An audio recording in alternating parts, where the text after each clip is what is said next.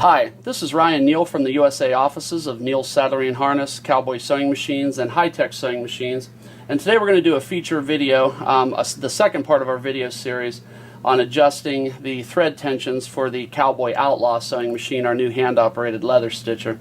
So we're going to show you how to adjust the top thread tension on the machine as well as the bobbin thread tension, and we're going to show you how to adjust the presser foot tension as well. So, like most heavy-duty sewing machines, the presser foot tension on this machine is a two-stage design, where you have a secondary tensioner, which is this apparatus on the top of the machine. We also refer to it as a pre-tension. Then we have the primary tensioner right here, which is where most of your thread tension is adjusted, hence the name primary tensioner. So what we do basically, remember on the primary tensioner when you're threading the machine, you want to wrap the thread around 2 full revolutions instead of 1 full revolution as we do on our 3200 and 4500 series machines. So what we definitely want to do when you thread this machine, when you're adjusting the tensions on this, you definitely want to read the bottom of the stitch on the machine, or read the top of the stitch as well. It's just referred to as reading the stitch. If you should happen to see knots or nubbies on the bottom side of the material, then what you would want to do is you would want to tighten these thread tension assemblies. And it's a fairly coarse adjustment on this. You can tighten it a full revolution if you'd like to start out with to get the desired stitch appearance, or you could tighten it in half revolutions or something like that, but it is a fairly coarse adjustment. So you would want to go ahead, for instance, if you were seeing nubbies on the bottom side of your material, you would want to progressively increase the tension on both of these mechanisms. Primary tension, you'll turn 1 full revolution. The secondary tension, you'll turn half of whatever you do on the primary. So if you do 1 over here, you'll do half of a turn over here. If you do 2 over here, you'll do 1 turn over here, and that gives you the effect of pulling the knot up.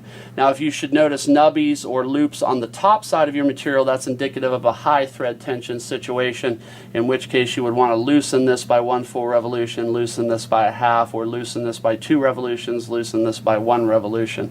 So by balancing the thread tension between the top and the bobbin on the sewing machine, then you're able to achieve a stitch that's sucked into the center of the material, where you don't have any loops or nubs on either the top or the bottom of the material. I use the analogy of a tug-of-war between the top and the bottom. So if you see knots on the top side, that means the top's winning. You need to loosen your tension. If you see knots on the bottom side, then that means that the bottom's winning, and you need to tighten this tension so that it pulls the knot up. So that would give you a rough idea on how to adjust the thread tension. Of course, it is more of an art than it is a science, so you're basically going to have to do some tinkering with the machine to get the proper thread tension adjustment. Now the one thing I will say on this machine, if you're going, for instance, 1 layer of 8 to 10 ounce, stepping up to 2 layers of 8 to 10 ounce, it's possible that you would need to adjust the thread tension. When you step from 2 layers to 3 layers, it's less necessary. Only when you make severe changes in material thicknesses, I think, is it required that you do thread tension adjustments on these machines. So now the second step we're going to do is I'm going to show you how to adjust the bobbin tension on this machine. So in order to get to the bobbin, we snap off the bobbin case cover just like that, and I'm going to see, can our camera get a good view here? Okay, yes. So what we're going to do is to adjust the bobbin tension on this machine, you're going to pull the handle towards you just a little bit, putting this screw, this access screw, into view. And this is a set screw that holds the main adjuster screw, which is under here. I'm not sure if you guys can see that, but the main adjuster screw is under here.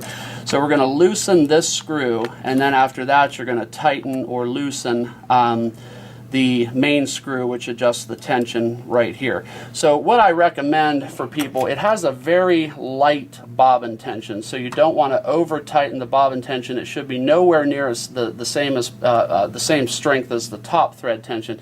So when you pull on the thread, it should pull with a little bit of resistance. Approximately 2 pounds of pull would be about what you would experience, 1 to 2 pounds of pull when you pull this out. It pulls out relatively easily.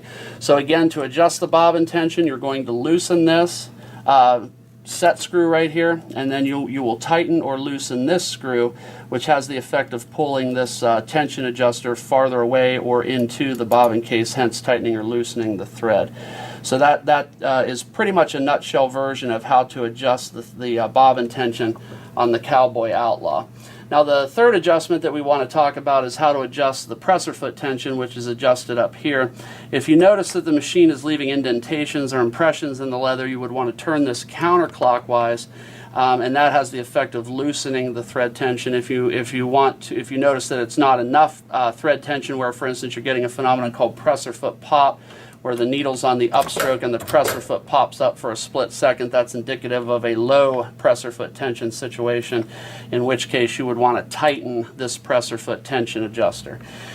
So, if it's leaving deep impressions in the leather, then you want to loosen. If you're experiencing presser foot pop, where the presser foot pops up when the needle's on the upstroke, you would want to tighten this. So, this is a brief operational video on adjustment for the Cowboy Outlaw sewing machine. And if you have any additional questions, please feel free to call me directly. My name is Ryan Neal from the USA offices of Neal Saddlery and Harness, Cowboy Sewing Machines, and High-Tech Sewing Machines. And I do thank you for your time today.